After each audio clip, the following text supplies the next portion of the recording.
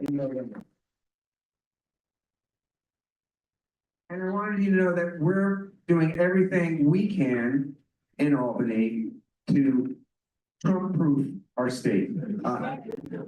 Last week, I wanted you to know I filed an attorney grievance against U.S. Deputy Attorney General Emil Bo, stating that he violated the attorney rules of professional conduct by directing the dismissal of the indictment against Eric Adams as what would appear to be a quid pro quo. Emil Bo is registered as an attorney in New York State. Maybe not for much longer. The governor signed a bill that I co-sponsored that protects doctors who prescribe the abortion pill, which will allow the physicians to omit their names from the prescription so they won't be unfairly prosecuted. Advancing money in the state budget for legal representation for indigent, undocumented New Yorkers facing deportation through a bill that we've called the Access to Representation Act. Imagine going before an immigration attorney, not knowing the law, but worse, when English isn't even your first language. And even more perilous is not having an attorney present. That's the situation for most undocumented New Yorkers. So we're going to try to make sure they all get lawyers.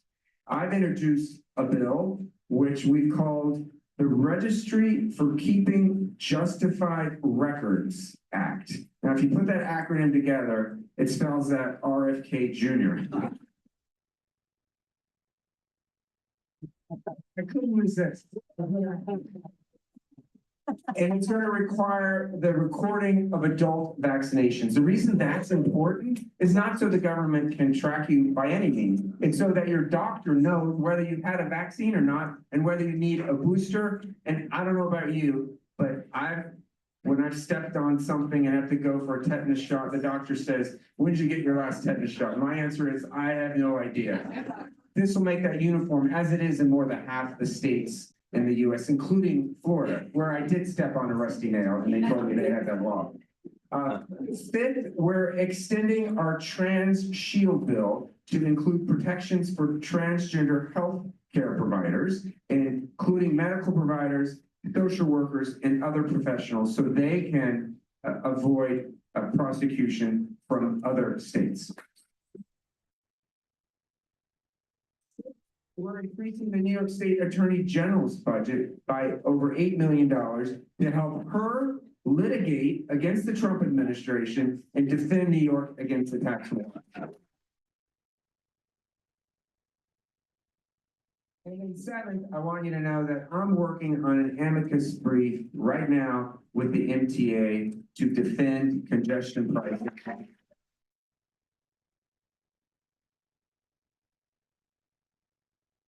Ideas welcome. We need to act collectively as a community. So if you have an idea how we can, in New York State, stand up to Trump, please let me or one of my colleagues know. So now we're going to turn to our first speaker. We're going to hear from a number of speakers today. We're going to hear from Perry Grossman from the New York Civil Liberties Union to talk about voting rights. We're going to hear from Mariam Mohammed Miller from Planned Parenthood of Greater New York to talk about the future of reproductive rights. And first, we're going to have Whit Washington from the Non-Binary and Transgender Rights Project to talk about the latest in the fight to protect LGBTQ rights. And finally, we're going to take questions from the floor, so you can ask our expert panelists yourself. Try to keep your questions to the topics we're discussing today. My audience is going to be passing around the microphones. Because of time constraints, we may not get every single question answered, but we're going to be here to answer them even after the event. And you can always email or call us, Hoylman@nysynod.gov, and hopefully we can get back to you as soon as possible. So without further ado, let's get right to it. Our first speaker, who is waiting in the wings off to my right, is a representative of the Transgender Legal Defense Fund. please welcome Whit Washington, the Eileen A. Ryan Senior Attorney for the Non-Binary and Transgender Rights Project, part of Lambda Legal. Welcome, Whit. Whit is the founder of the Project for Transgender Responsibility Providers, which has aimed to expand access to justice for trans people in custody, and a former attorney at the Miss Major Alexander L. Lee TGIJP Black Trans Cultural Center. Welcome.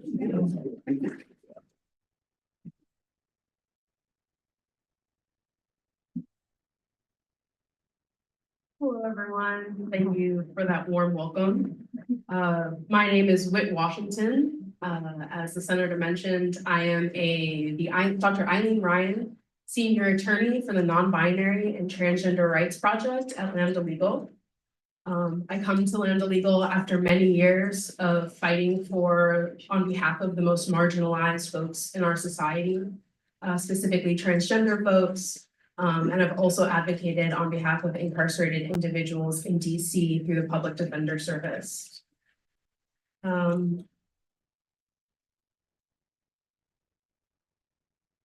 wanted to take a moment because it's not lost on me the moment that we have come to and the progress that we have made for me to stand in front of you today.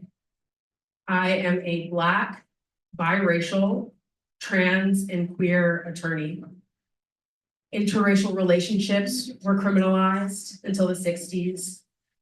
Transgender people are still criminalized to an extent, and we see more criminal laws popping up around the country.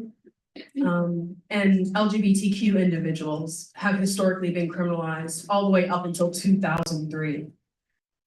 There has been progress for me to stand before you today. And so while I have a lot of bad news, unfortunately, to share with you, I think it's important that we do take an opportunity to remind ourselves that we have made some progress.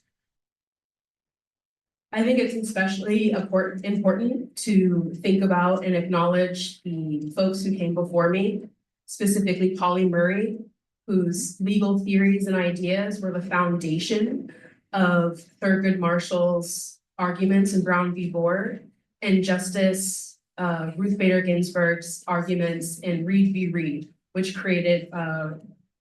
addressed equal protection based on gender.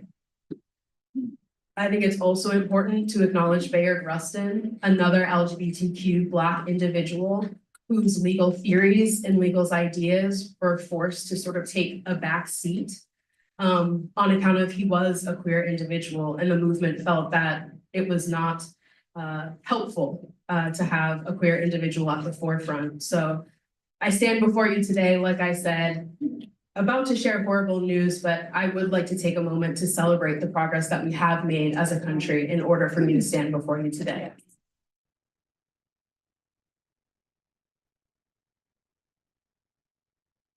So I'm gonna use my or not. Okay, there we go. So the agenda for today, I just did my introduction. I'll talk a bit about what has changed, as I mentioned.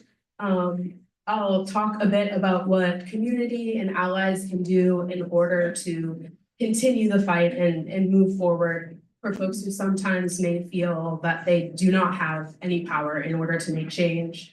And then we'll just have some final thoughts and open it up to questions. So what has changed for LGBTQ rights since the election? It's become horrible. Oh no. Yeah, but we've heard a lot about the executive orders, especially that have specifically targeted transgender individuals. While the executive orders, the strength that they have in terms of like their legal power is unknown, what we've seen is that the freeze that it has caused, the chilling effects that it has had on individuals in different sectors has actually been the greatest problem. We have seen doctors no longer be willing to provide gender affirming care to trans youth. And for individuals who are not familiar, gender affirming care for trans youth is incredibly important. For individuals whose gender identity is not accepted and supported, the rate for self-harm actually increases from about 3% for individuals whose gender is affirmed, all the way up to about 30% for individuals whose gender is not affirmed.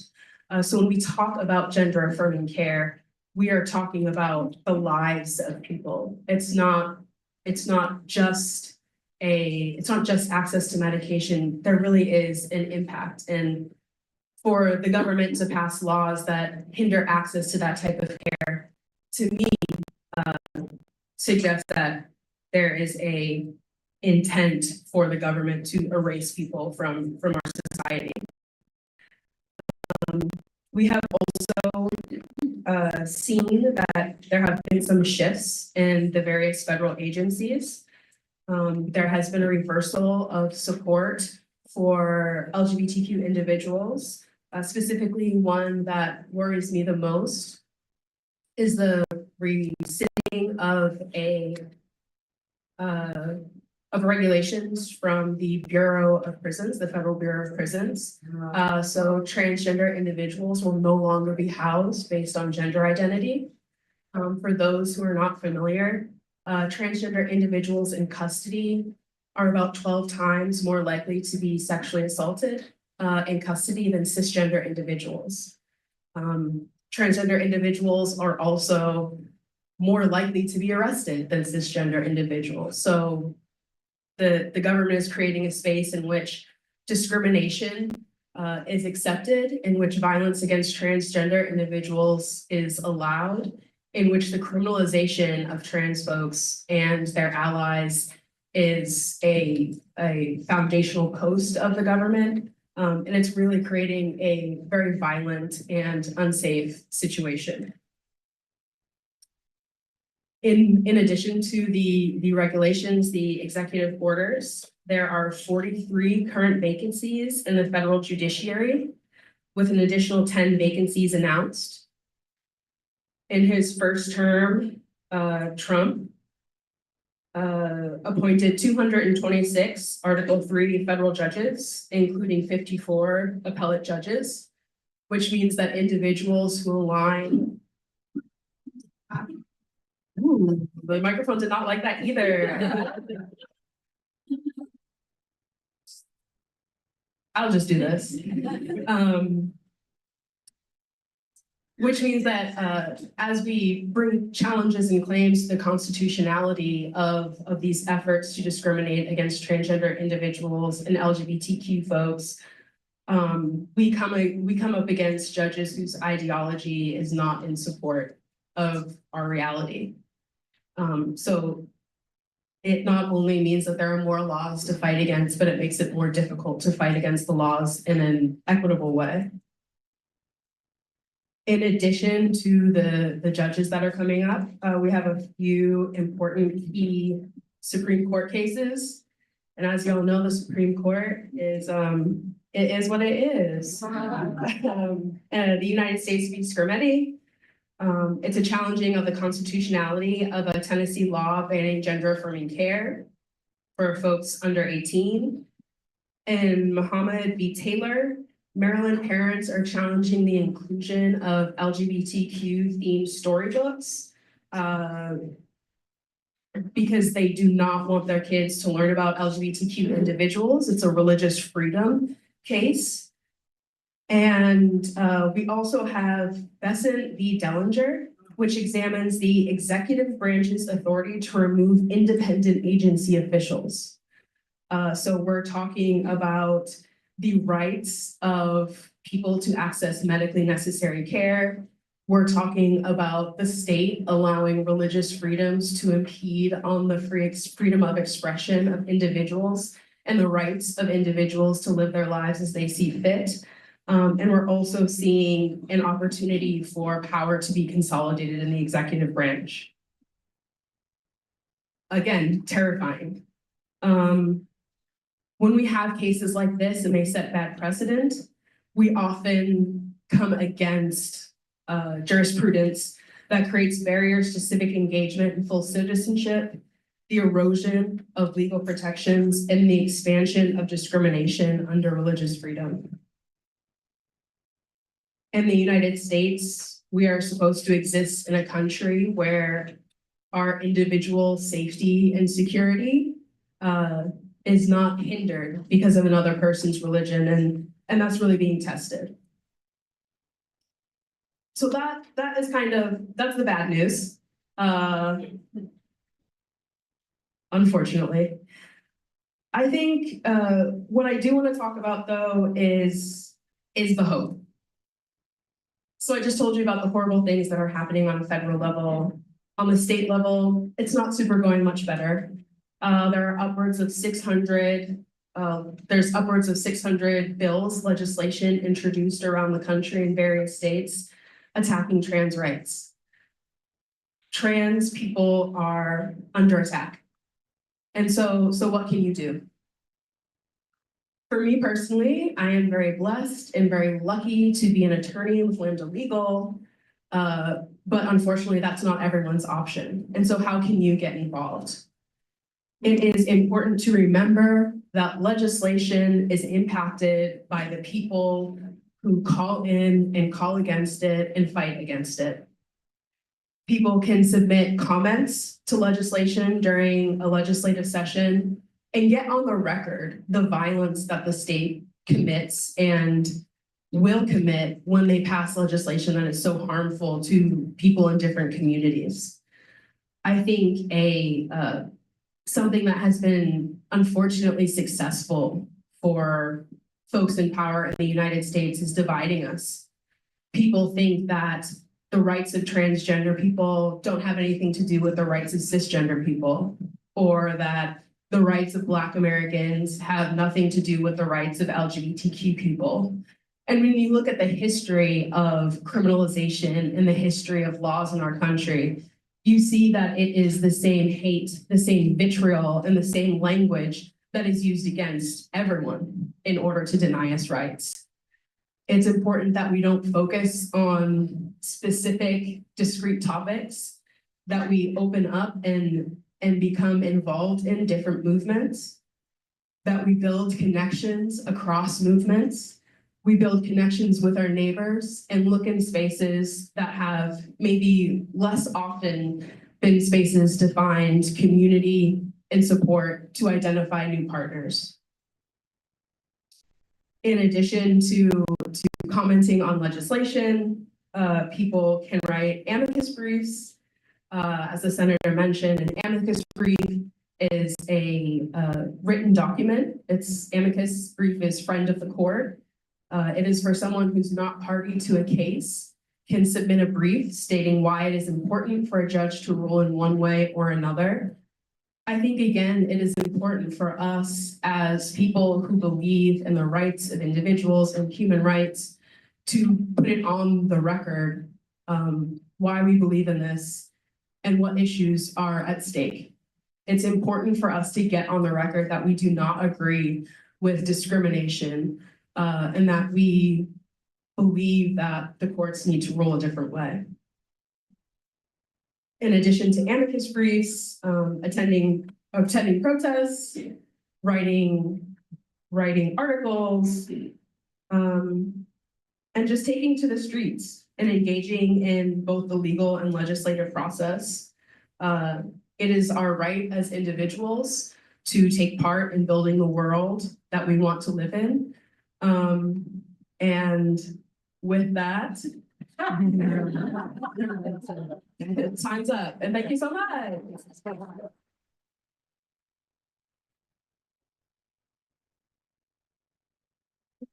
Thank you so much, Whit.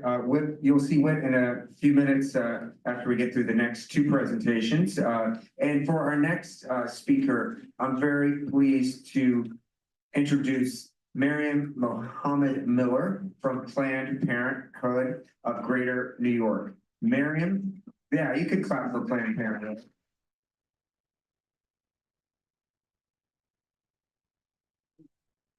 Government Relations and Policy. She works to drive policy aimed at protecting reproductive freedom in New York State. Please welcome Miriam Mohammed Miller.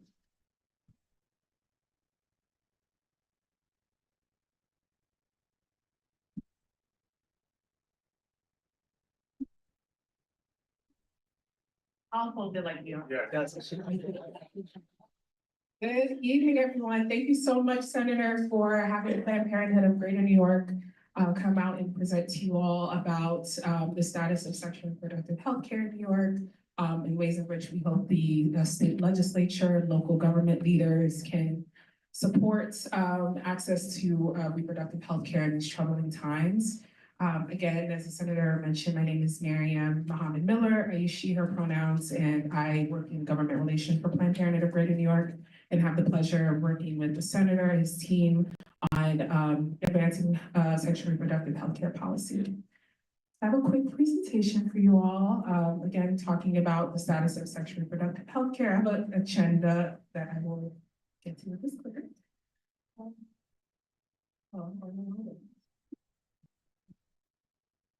So just quickly on some of the items that I'll be talking about today. Again, I'll actually be starting with a quick overview of Planned Parenthood of Greater New York, talking about the landscape, and then talking about ways in which we can achieve core investments in the reproductive healthcare infrastructure with the anticipated attacks we will see from the federal government. We want to make sure that we're shoring up our providers' ability to provide care. So Planned Parenthood of Greater New York, we sort of set up as a three-pronged structure. Of course, we're a healthcare provider, providing a full range of reproductive and sexual health services at 4 health centers in New York City, and we have health centers throughout the state. We also have a robust education and outreach part of the house where we have folks go out into the community, making sure they're connecting young people, older folks, families, the LGBTQ community, immigrants to health services in culturally competent ways. And then we have an advocacy wing that I sit in where we mobilize the community to fight, whether it's legislatively, through social media in their communities, fight for their right to access care. And as I mentioned, we're, I didn't mention this, but we're the largest Planned Parenthood affiliate in New York State. There's 5 affiliates, and we were founded in 1916 in New York, in Brooklyn. And again, we offer education programs, healthcare, advocacy throughout these regions in New York. We offer services and operate health centers in the Southern Finger Lakes, in Hudson Valley, New York City, and in Nassau County. And this is just a list of some of the services that we offer, everything from contraceptive care to cancer screenings, general gynecological care, abortion care, of course, transgender and gender non-conforming healthcare services, vasectomies, and we support individuals with enrolling in public health insurance programs. And then this is just a list of some of our education and outreach programs, again, targeting young people, targeting families, offering our information in the high schools and middle schools. We have a Promotores de Salud program that targets Spanish-speaking individuals, and bystander intervention trainings. That's some of our clinic escort work that we do, helping usher folks into our health centers who are, sometimes harassed by anti-abortion protesters, which we train a lot of folks to, make sure that they're safely allowing people into our health centers. So I'll go into just where we are as a state. I will start with saying that New York, as many folks know, is kind of the beginning of the women's rights movement, kind of a core place for the fight for reproductive rights. We created protections for abortion care and access for abortion care even before Roe, a year before Roe. So we have been seen as a haven for many years and for many people to access reproductive health care, specifically abortion care.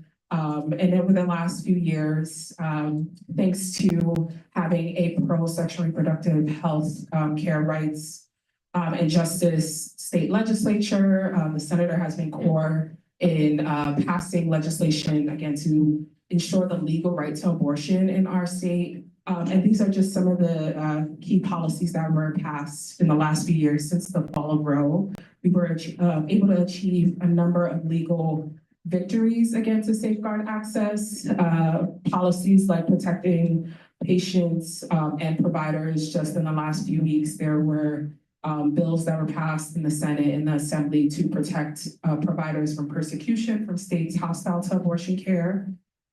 We expanded protections for the LGBTQ community, LGBTQIA plus community. We have worked with the legislature to secure funding for reproductive and sexual health care.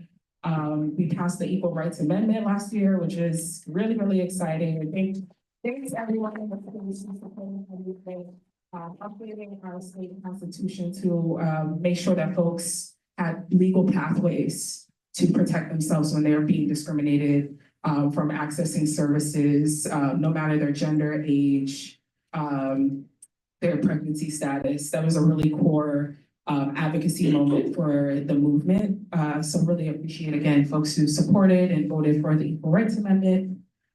We also saw some policies in support of holding crisis pregnancy centers accountable to some degree. And to folks who are unfamiliar with crisis pregnancy centers, they are essentially fake health centers that pop up near real reproductive health care centers. And their goal is to dissuade, shame, and force people away from accessing legitimate care.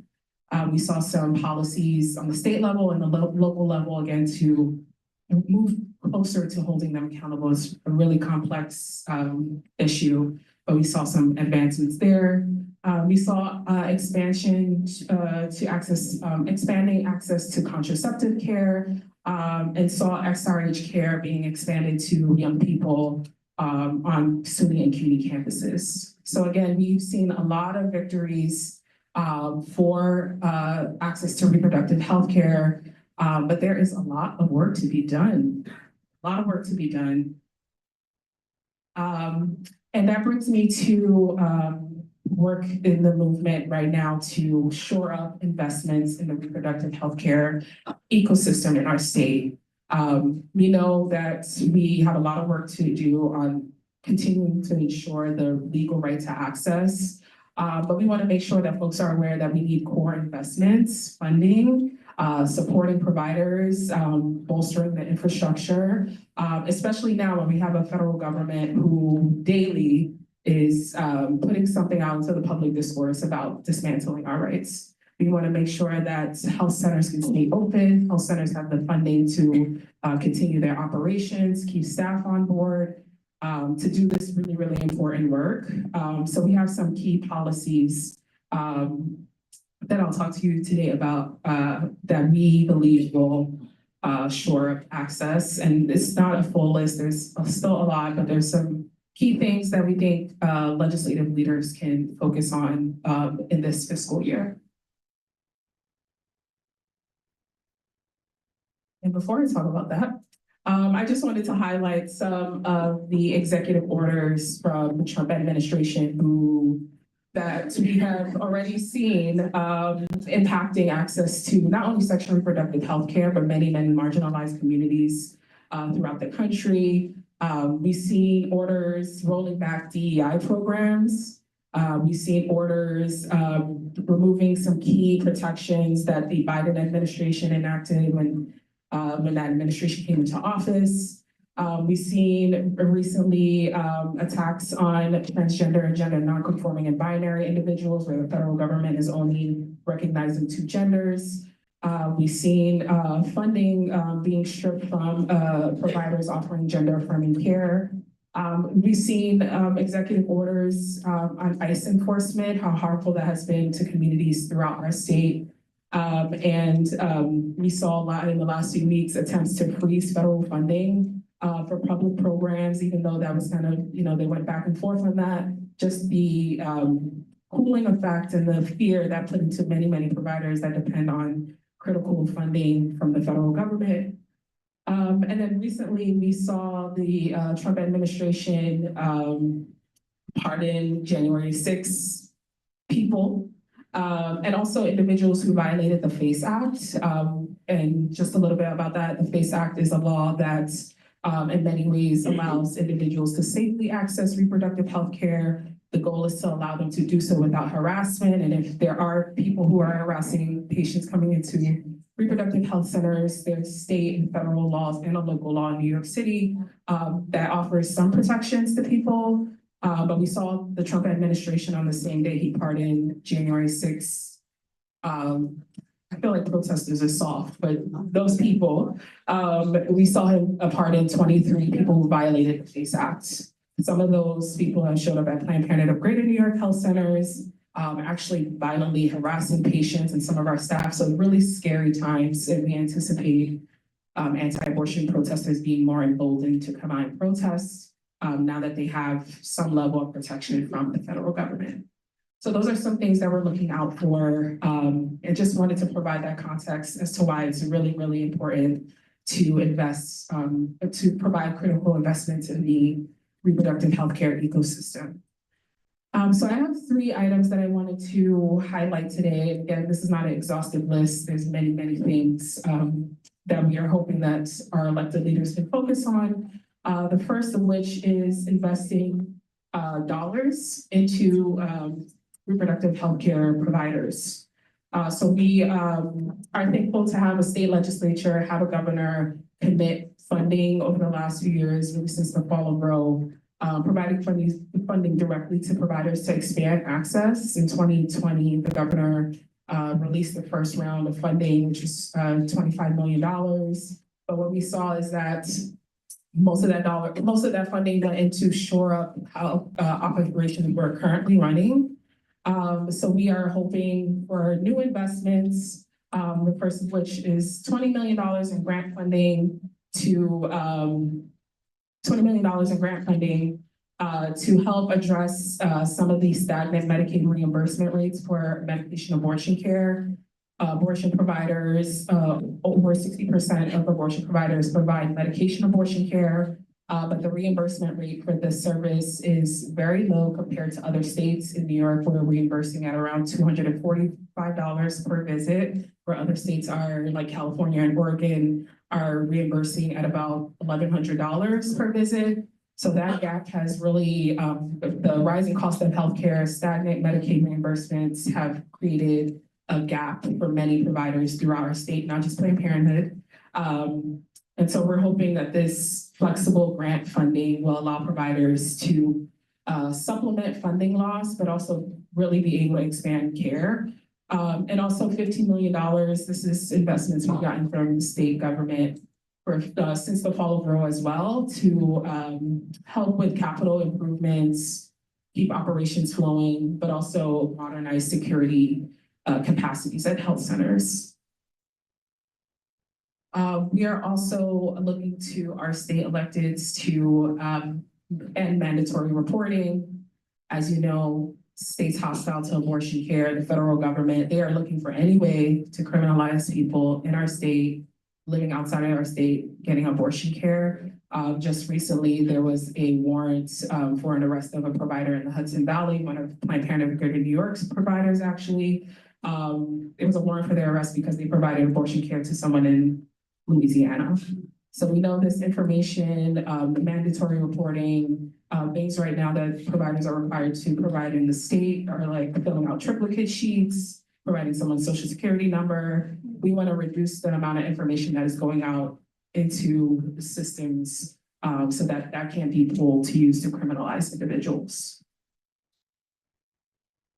And then we're asking or looking to have an expansion of the reproductive freedom and equity program. Again, this was funding from the governor and the state legislature that was put into the budget for the last few years in response to the fall of Roe.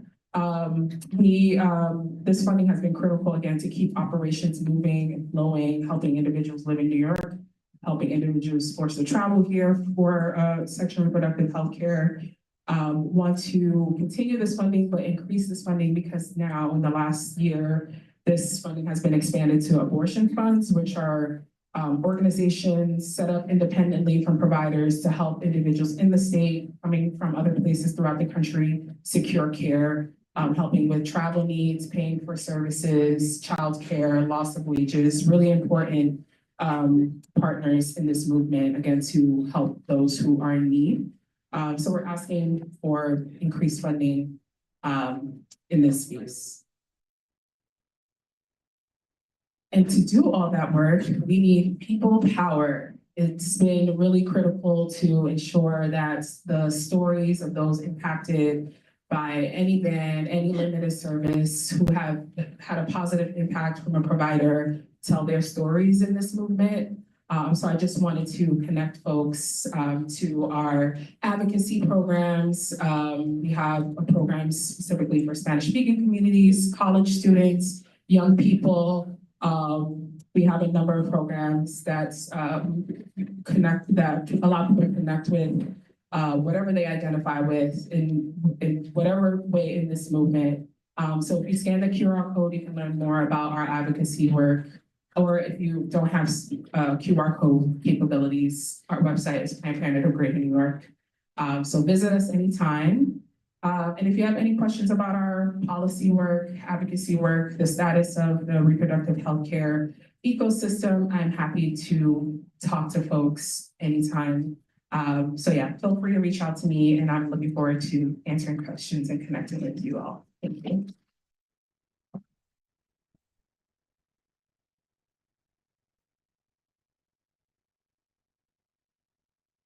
Thank you very much, Mary. Let's give it up again for Mary. Wanted to acknowledge our council member, Gail Brewer, is here.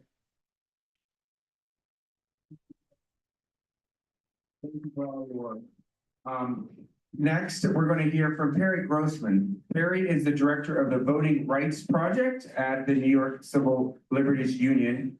He is a supervising attorney whose work focuses primarily on litigation and advocacy efforts concerning voting rights and election law issues. This is important. During his time at the NYCLU, he has successfully argued in cases to stop the Trump administration from putting a citizenship question on the 2020 census. Round of applause for that. Undocumented immigrants from congressional apportionment. Round of applause for that.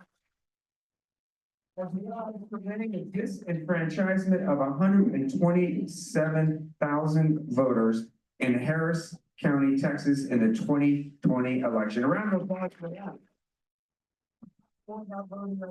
Welcome, Perry Grossman. Perry. Thank you so much. It's such a pleasure to see all of you. I was scrambling down here late because I was working on a TRO against the prison system over a thing that is not my usual bailiwick, but I appreciate everyone's patience with me. I get a lot of questions about what does voting rights work look like in New York, right? New York works fine. Why aren't you in Alabama? Why aren't you in Texas? Why aren't you in, everywhere else where there is this sort of constant rollback of voting rights? And the answer is, if we're not doing it right here, if we're not doing as best as it can possibly done here, then how can we expect other places to do well? And it wasn't that long ago that New York State had some of the most restrictive voting laws in the country. Prior to January 2019, 95%, maybe more, of all votes cast in the previous 100 years were cast in person on election day, right? And what we've seen over the past several years is the massive expansion of opportunities to vote and lowering the cost of voting in New York State. We were, I think, 36, 37 to have early voting, I think 38 to have online registration, but we caught up really, really fast. And now, now we're starting to get into the good stuff. We've got automatic voter registration. It's not quite stood up yet, but keep the pressure on, we'll get there. The DMV will eventually figure out what it's doing after it gets to the third hour of this line. We do have electronic poll books. We have no excuse absentee early voting, which is really nice. So we've made all that progress. And so while you're seeing the SAVE Act at the federal level, right? I'm sure there'll be questions about that. I don't work that much on federal legislation. That's my national colleagues, but obviously everybody has questions about that. But while we see that rollback, while we see voter ID laws, documentary proof of citizenship laws, rollbacks on early voting, the line warming ban in places like Georgia, I mean, you name it. We're going in the other direction. If we don't keep going the other direction, the vote suppressors shift the frame of reference. So right now, when democracy is under threat, as it has been in anyone's lifetime in this room, it is so critical that we in New York keep pushing in the right direction.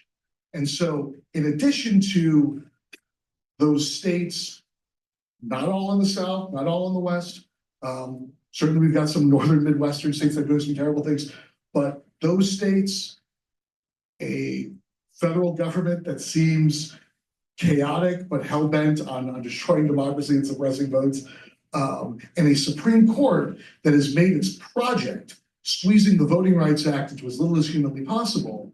It's so important that New York and California, and Maryland and Illinois, Connecticut, all these places really keep pushing back hard. And so one of the things I want to mention in particular is what I think is one of New York's recent and most important achievements in this moment. Because not only are we seeing the rollback of sort of the nuts and bolts of democracy, not only are we seeing vote suppression, but we're also seeing, the massive backlash to the gains of the civil rights movement and an effort to extinguish, not just the concepts of diversity, equity, and inclusion, but to really remove whole swaths of our community from public life.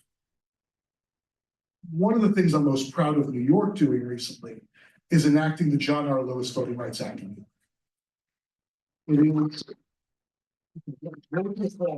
Absolutely worth the applause. It is really the first of the comprehensive state voting rights acts. It takes what California did 20 years ago with a really small but narrow and important state voting rights act. And after Shelby County and after Bernovich and after Cooper v. Harris, all these cases which are trying to squeeze the Voting Rights Act into nothing, New York said, how can we learn from the last 50, 60 years of voting rights cases, of democracy, how things have functioned? How can we build a Voting Rights Act for the modern era? And so we have the John R. Lewis Voting Rights Act in New York. We learned the lessons of history and we made our best efforts to do better. So really, really excited about that. We just litigated the first successful case. It was a racial vote dilution case against Nassau County, the Nassau County legislature. That county is about, you all know it well, you live right next to it. About 44% people of color. It's a 19-member county legislature.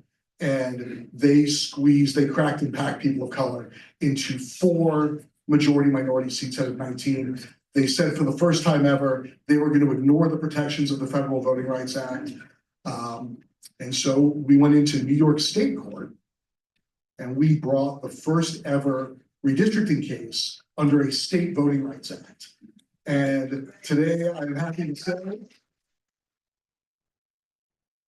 Nassau County legislature is going to have 6 majority minority districts, as well as the first Asian influence district created in a redistricting plan under a state voting rights act. And people of color in Nassau County are going to go from being marginalized in the minority of the minority caucus to having a chance to be the majority of the majority caucus.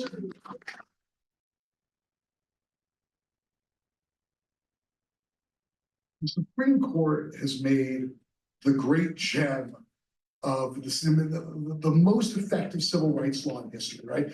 The Voting Rights Act of 1965 is really one of the crowning achievements of the civil rights movement. But even within that, Section 5 pre-clearance of the Voting Rights Act is the crown jewel there. And so, you know, I know where I am. I went to elementary school a block from here. My mother lives a few blocks away, so I know I have a well-informed erudite audience. You know, we know what happened after Shelby County, the retrenchment of so many terrible voting laws. And we really came to understand just how critically important pre-clearance was. And 3 counties in New York State were covered under federal pre-clearance, including Manhattan, right? So what did New York do? In the John R. Lewis Voting Rights Act of New York, we have the first state pre-clearance regime, and other states are following suit. And I'm so proud to say there is now a Connecticut Voting Rights Act. There's a Minnesota Voting Rights Act. The New Jersey and Michigan Voting Rights Act have been introduced, and we are being that leader. So when people come to me and they say, you know, why do you do voting rights work in New York? You know, you're not going to change Alabama tomorrow. You're not going to change Texas and Florida tomorrow. I said, no, but I can change New Jersey tomorrow. If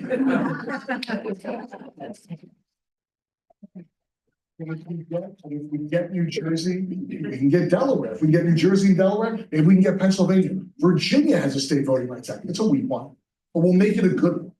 We're starting in really good places. So the thing that is most important when we're considering voting rights in this really critical and perilous time in our democracy is what can we as New Yorkers do?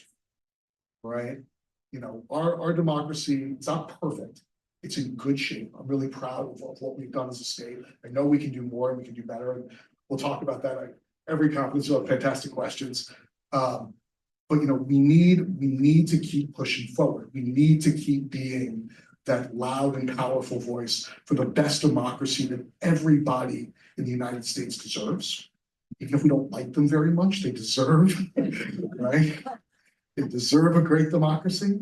And so, you know, I want you to think about democracy, and I'm here to primarily answer questions about voting and elections. It's my thing. It's what I litigate. It's what I do policy work on. It's what I get to do, you know, great things like we're doing out here.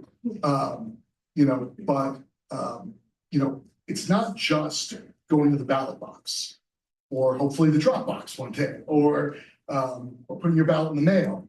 I want you to think about democracy in so many different ways, about getting out of the street and protesting, about jury service.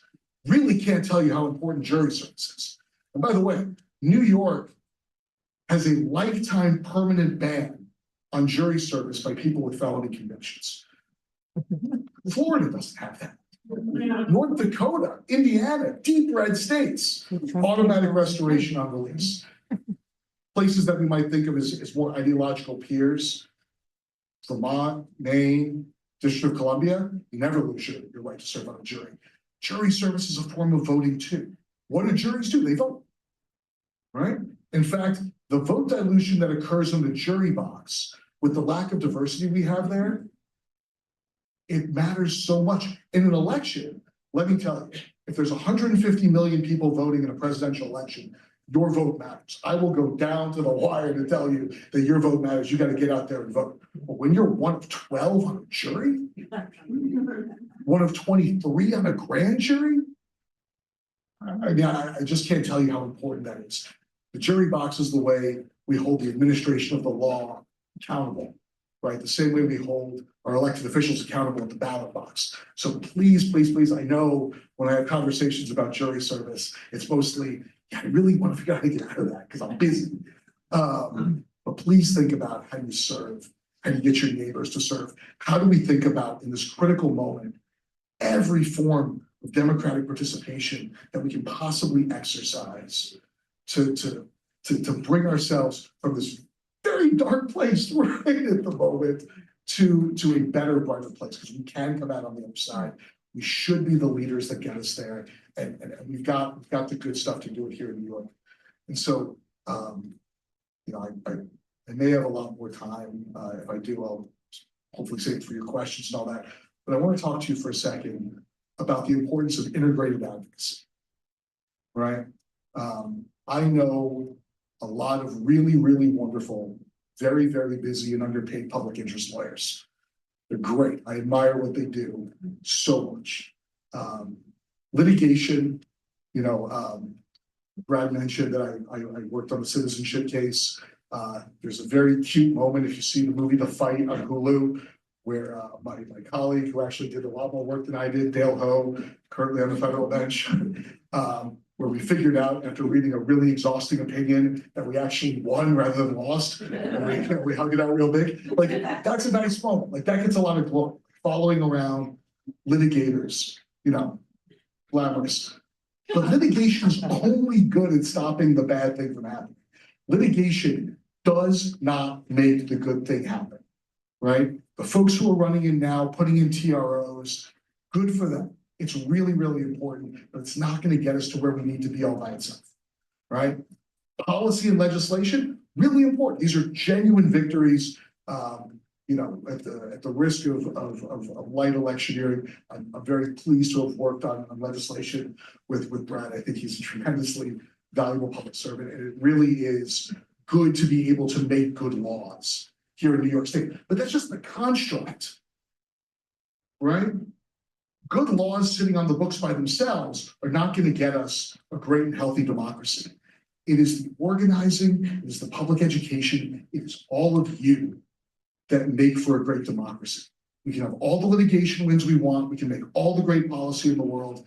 If you are not getting to the ballot box, bringing your family, your friends, your neighbors to the ballot box, getting out into the streets when we need to get out into the streets, getting into the jury box, letting your voice be heard at a time when a lot of people would like you to shut up, don't do it. Be that loud, obnoxious New Yorker that you are. That is the democracy you can afford. Let's give another round of applause.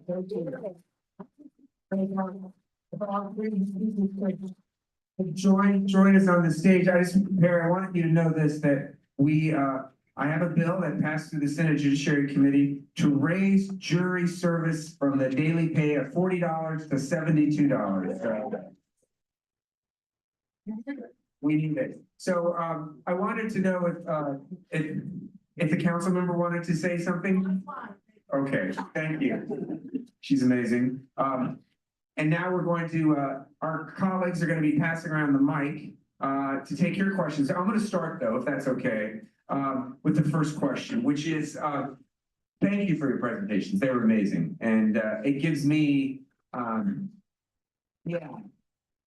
gives me a lot of hope that you're there in the trenches as we toil away in Albany or City Hall or Washington to try to protect New York.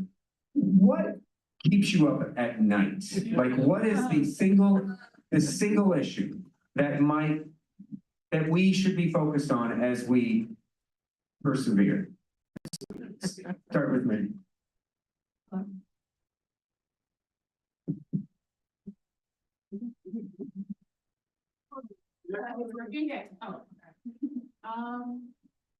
don't know if there's a single issue. I think that's probably what keeps me up at night, is that things are so intersected, and to see,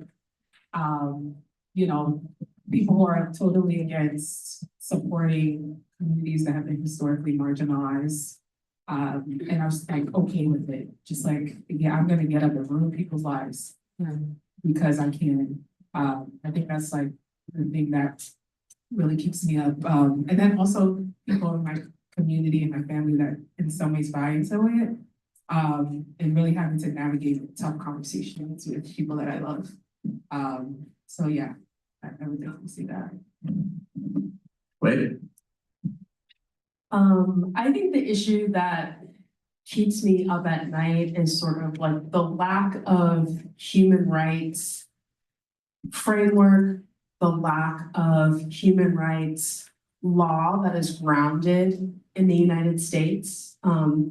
Civil rights is important, voting rights is important, but if you stop at civil rights, someone has to say whether or not you're a citizen. And when you have individuals who wake up and their goal is to hate, you've already lost out on a bunch of people having access to the needs that every human has a right to because they exist. And so to me, what keeps me up at night is that we do not have a human rights framework within our law and the international bodies that might impose that on us, we've isolated ourselves from. Can't top those two. It's fabulous presentation. Thank you so much. So I'll be a little more concrete but this is the thing that keeps me up at night recently is Eric Adams. And you know, the mayor of the city of New York, based on a letter that probably all of us have read, his lawyers asked the Justice Department to effectively suspend his criminal indictment in exchange for letting the Trump administration run roughshod over New Yorkers and terrorize our streets. And Eric Adams is still mayor.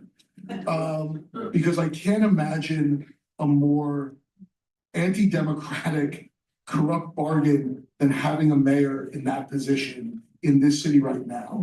And when I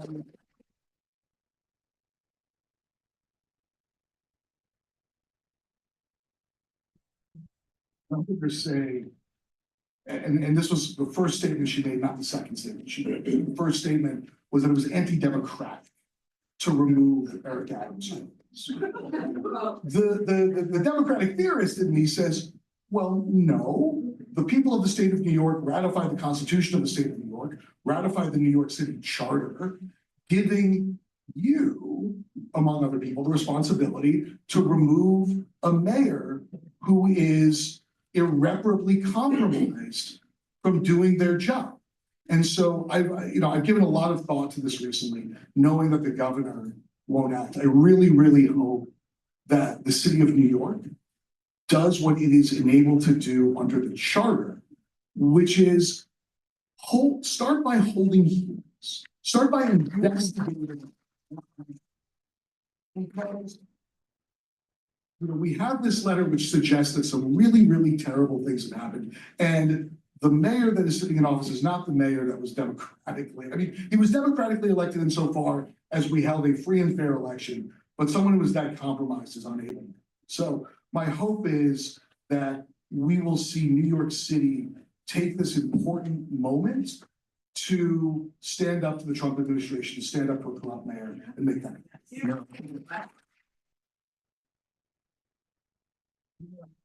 Not for nothing, Albany has subpoena power too.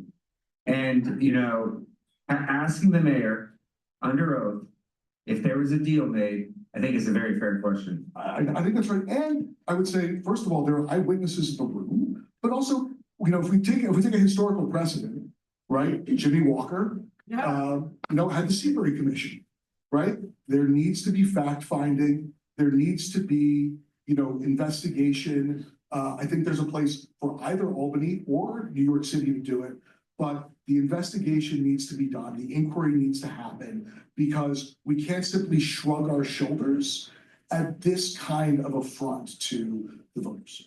Thank you.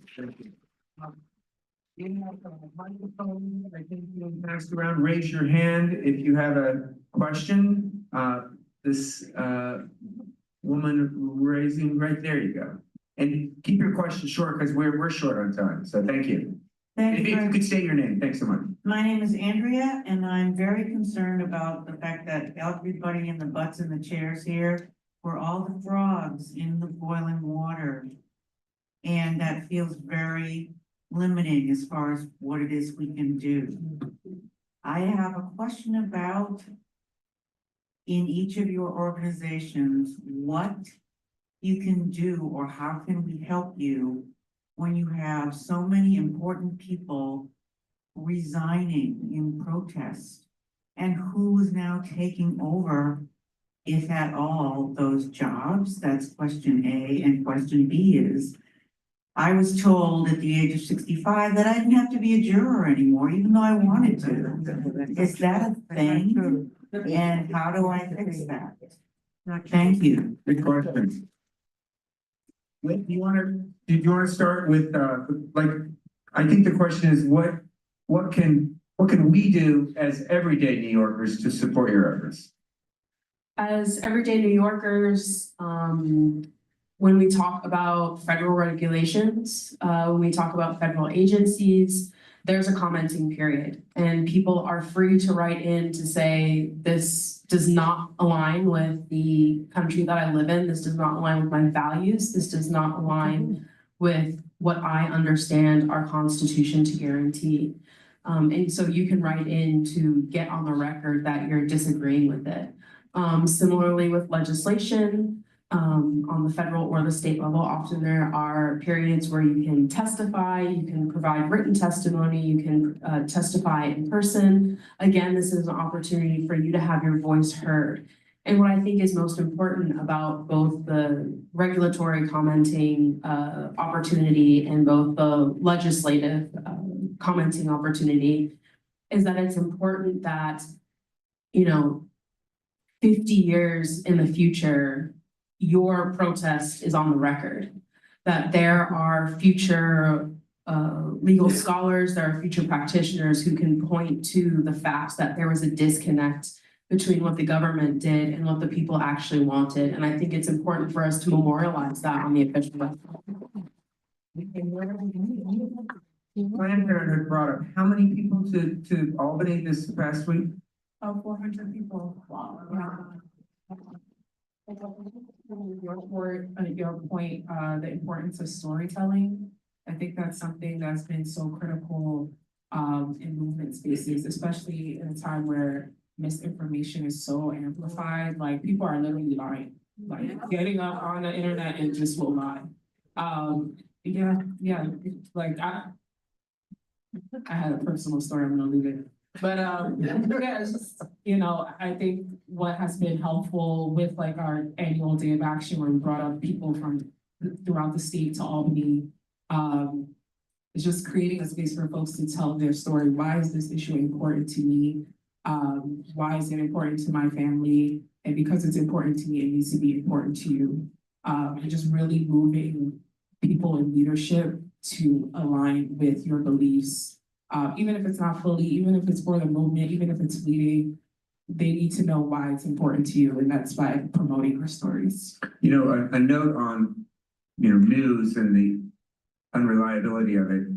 We're trying to advance in Albany a budget bill, $30 million to help save National Public Radio here in New York. And Harry, on the last part of the question I about, got you. yeah, So, quick caveat before that, everything I said about Eric Adams is me as a New York voter and not me as Nyclu, but all very old true. So that is a scrolling across the yes, screen as we speak. as long as we vote. There's no limit on age for voting, and I frankly, what was I put on jury service, and the core qualifications to serve as a juror in New York State, you go look at New York Judiciary Law, Section 510, is you have to be a United States citizen, 18 years of age, not having been convicted of a felony, which we are suing over here in Manhattan, and trying to change it in Albany, and you have to be able to read and communicate in English, which is a complicated qualification, but that's it. Those are the 4 qualifications. If you are all of those things, you should be called to jury service. You should sit for voir dire like everybody else, check for your impermissible biases. And otherwise, if you're to be fair and impartial, sit and do that important civic responsibility. So that's certainly an important thing you can do. And just to give a very, very fast answer to the other question, it is, don't be overwhelmed by the moment, because there's always something you can do. When, you see the news coming out of Washington, and, I would show you my texts from my brother, but they were just profane. From this afternoon, I haven't even read the news yet. I just found it. Oh, boy, it's busy. But in a moment like that, it's so important to think about, like, there's so many things we can do here right now on an interpersonal level, right? So going for the Albany Day of Action is a great thing to do. calling your legislator about things that are important. By the way, calling your legislator to say thank you sometimes is also very good. But really look for those small opportunities. Happy to talk later about, discrete opportunities with NICLU and all that. But it is all of those actions that add up so big. So please do not try to hit grand slams with every swing. Nobody has ever successfully done it. The singles were good. Another question, do we have, where's the microphone? Okay, so, wait, I think we've got one right here. Is there someone with a question? Oh, here. Oh, right here, okay, oh, sorry. Oh, yeah, there, thank you so much. I just want to say that I have been voting and serving on jury duties since I was able to. When I first was called on jury duty, and I can tell you it was way back then, I had an option as a woman to not serve. I mean, that was such an insult to me to read that. And the same thing with age. I just served. I didn't serve. I didn't get picked. But I've served on like 6 or 7 juries, and it's a wonderful, wonderful experience. It really is. And I work for the Board of Elections on Election Day. There are so many things we can all do that may not look like we're pushing against what the status quo, but it really is. Just volunteer, get out there and do something for someone else. Thank you. Excuse me, I know that was No, that's a really good point.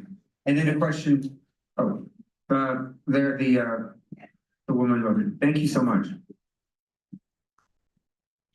So I, like most people here, I want to do something, but I don't know what to do and I'm not aware of everything. Right. If I donate to each of your organizations, will you let me know what I can do? Let me let you know anyway. Please don't. So we will send out to every attendee, information about how to get in touch with these organizations and how you can support them with your, resources, however they, may be constituted. Can you tell me if you're subscribed to all the new organizations, to call your congressman or there's a this of that? You'll do that for me? Yes, we will. I'm sure they'll be happy to. Thank you. A question over here.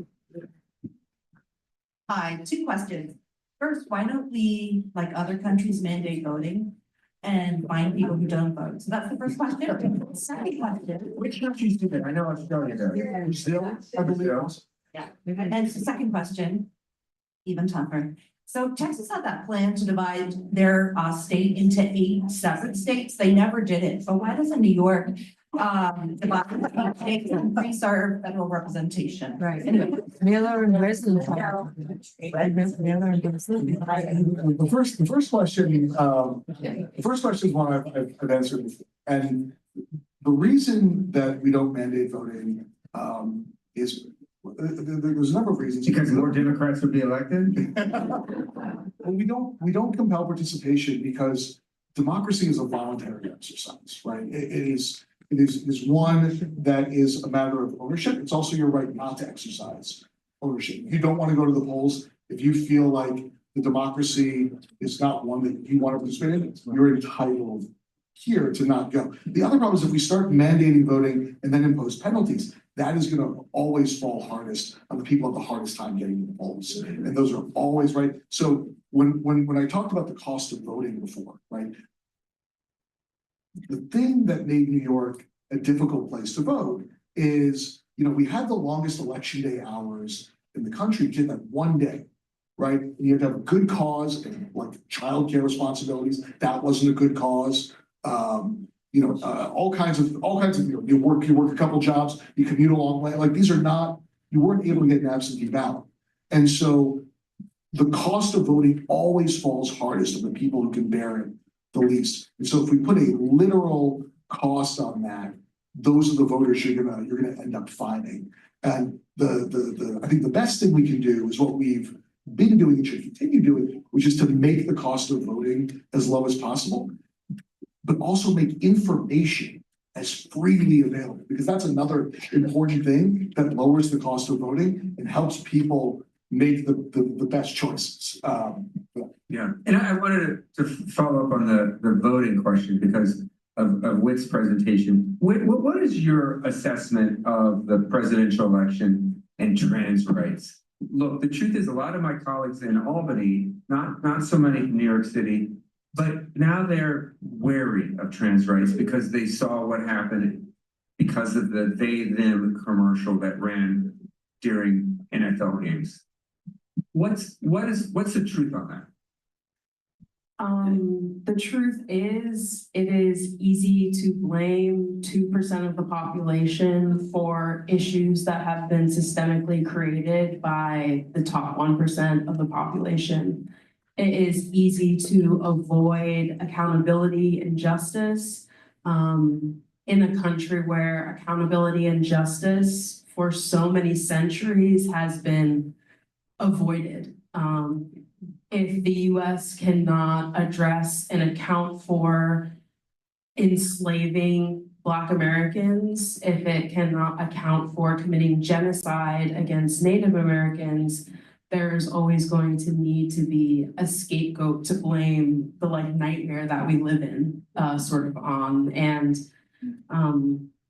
you know, I think people like to talk about trans rights as if it's a safety issue to women or talking about women's sports. All of a sudden, all these people love women's sports. You hate women and you hate women's sports.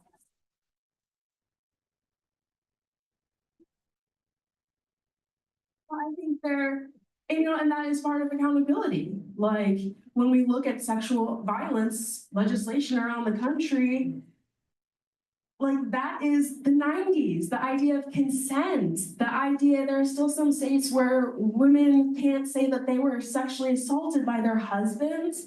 I think that, you know, people are really happy to get behind women's rights when it's about discriminating against trans people, but I think it is our duty as citizens to push forward about what our rights are and what is safety for us and how do we balance the safety of individuals in the country. Thank you. I think that's part of why we are where we are right now, because we saw leaders retreat from the issue and not face it head on when there was like, it was right for opportunity to say, actually, this is the truth about, you know, what's happening to trans people. And I'm gonna sit in this truth and I'm gonna communicate it out so that we can dispel the misinformation that contributed to the loss in the election for folks. So, yeah.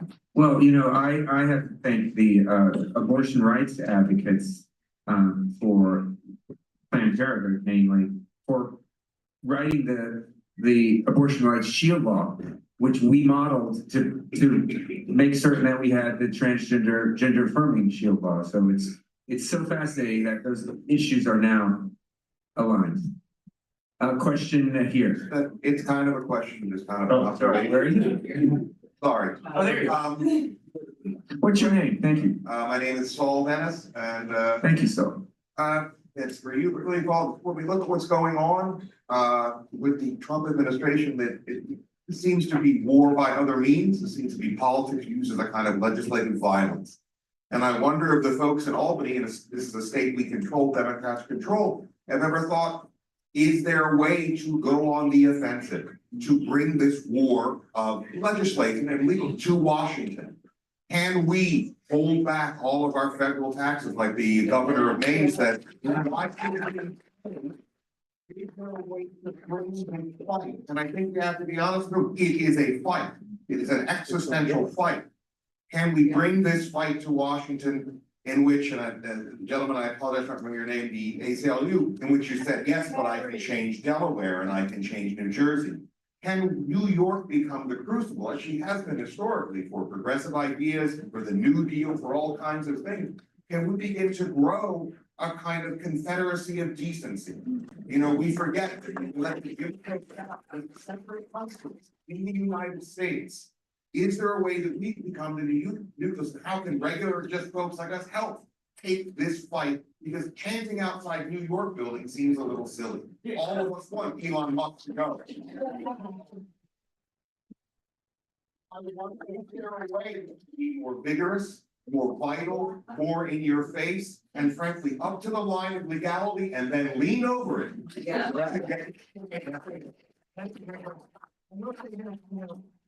I'm looking right now into whether a state like New York could apply for membership in the World Health Organization. According to the Paris Climate Accord. We have this. Oh. New York joined the world. No, can the gentleman's question about. Sorry, so the answer is absolutely, we can have a confederacy of decency here, and I think we have been making a lot of strides, but please, and I love New York, I'm a 5th generation New Yorker, my son is the 6th generation of my family to live in the Bronx. I realize we live upstate, but you know. I understand the state a little bit differently. Do not give us too much credit. Like, you'd be surprised what some of your neighbors think. You'd be surprised. Like, it wasn't, you don't have to drive to the Canadian border to find the deeply offensive Save Girls sports posters, right? Like that's northern Westchester, you know? Like, that's just over the Queens, but part of Queens, right? Like parts of Queens. Like, so really what we do here and the people we talk to and creating the climate that celebrates diversity, right? Making Manhattan, making New York City a place that is not simply, you know, when you were talking about like these people in women's sports, also everyone loves women's sports. Like why not be the place that like not just tolerates trans people, but embraces, celebrates everything? When they take trans people off of the Stonewall Monument, we gotta be back out there saying, don't forget Marsha P. Johnson, right? Like, get out there, and louder and more embracing of everything. And it'll piss them off elsewhere. And that's what we're really good at doing. So, Yeah, and you know, you're right to point out different parts of the state have definitely different opinions. I'll note that there is a bipartisan legislative pro-choice caucus in Albany called bipartisan. We don't have any Republicans as members. Should we change the name there? There's been conversations about, you know, what the realities of that space has been and just the disappointment for like historically where reproductive rights has been in New York. I think a lot of folks know the story about legalizing abortion in New York. It was a Republican who cast the winning vote to enshrine protections in New York State for abortion care, and to see where we've gone in the last 50 years is really disappointing. But yeah, there have been conversations about kind of reshaping that space and, you know, working with who's going to work with us. I think we're at the point in this movement where we're gonna have to like leave some folks where they are. If you can't move them, if you can't change hearts and minds in the ways that we need to do the work, we're gonna have to pick up who's with us, pick up those who need our support, and do the work with those people and for those people. We have time for one more question, and I'll let they present the. Okay, there you go, right there. Thank you. This is kind of follow-up to what the gentleman said above, and I don't know how much of this is a question, but you talked about making small changes, and I generally agree with that. But what's happening right now is huge, and it's gonna continue to get worse. So we can't operate in the same way that we've been operating when you say, get out.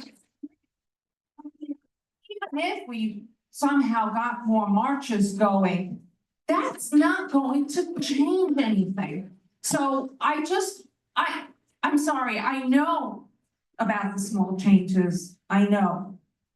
But when you talk about maybe going more on the offensive and things you talked about, Brad, building up, I think our thinking has to go larger and more in that direction. And there's we the people, and there are you the people, and we have to work more together, maybe more town halls, for example, to have more discussions like this. This was so important to me. to come here today.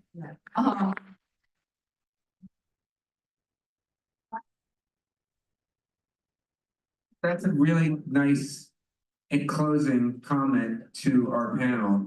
Would you like to conclude with your own words? Sure. I want to first thank you, Senator, for having Planned Parenthood of Greater New York speak in this space, and thanks everyone for coming out and listening. I think I'll, just reiterate ways that folks can get involved. I'm happy to share that information again, but I think what's really important for this iteration of the movement, whether it be voting rights, the rights for the LGBTQ community, reproductive rights in general, is just gonna be people power. I think that's kind of got lost in the last election, the importance of people and their narratives. And so we just want to make sure that we're emphasizing that in this moment. So definitely want to work with folks who are supportive of this work and moving it forward, so. I think what I appreciate that you talked about is decreasing the cost of voting. And I think that, folks are excited to get out and protest. People are excited to call legislators, but there are people, you're gonna walk outside right now and you're gonna see a bunch of people who don't have homes, a bunch of people who don't have food. And how are you being thoughtful and intentional about redistributing economic resources, hard resources? Because it is when people have that like human security, that security in that all their needs met, that you're able to build the movement and build community and really move forward with it. So I think that in addition to this idea of protesting, we really need to be thoughtful and intentional about the ways we are engaging economically in the negative place that we are in the US right now. I think that's a great point. I really want to take off on that and sort of address the very thoughtful remark at the end as well. Part of what we do, my great-great-grandfather's naturalization certificate is from Rostov, Russia. He took a boat from Hamburg. He lived at 3828 White Plains Road.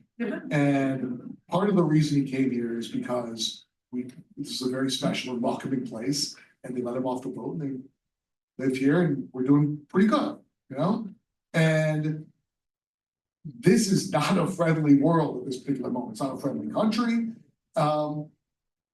It's really, really important to us right now and here to do better all the time. And this, I don't mean this to be too touchy-feely thing, but every small thing you do, right? There are unhoused people outside right now. Like, if we are not making New York City the best, a shining example to the entire rest of the country, if we are not standing up for all of the things that we need to be standing up for here to make this a good and decent and equitable place, and I'm just so overfilled with pride to have grown up here, to live here, all these things.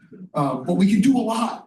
We can do so much. So yes, it's important to know what's going on in the world. Yes, it's important to know what's going on in the country. There's so many very, very big things, but we also do a lot to affect those big things by making this, the beacon it could be, sort of has been to some extent for a long time. Thank you. Thank you.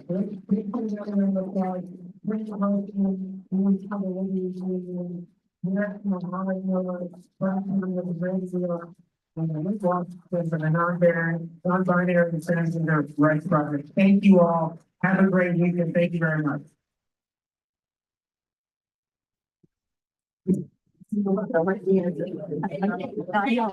Recording